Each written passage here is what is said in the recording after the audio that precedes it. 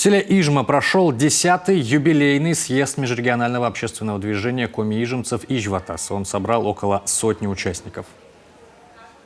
Съезд «Ижватас» проводится один раз в 4 года, он является отчетно-перевыборным. На нем подводятся итоги работы за предыдущие 4 года, намечаются основные направления дальнейшего взаимодействия с органами власти, с общественными организациями, с крупными социальными партнерами.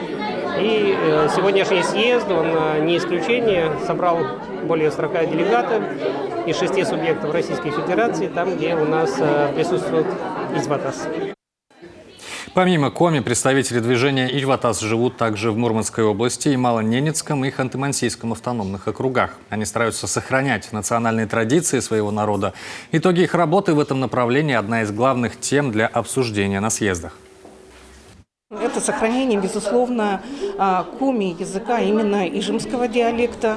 Он в первозданном виде сохранен в тех как раз северных субъектах Российской Федерации. Конечно, это и оленеводство, вопросы сельского хозяйства, вопросы экологии, вопросы наболевших очень и очень много.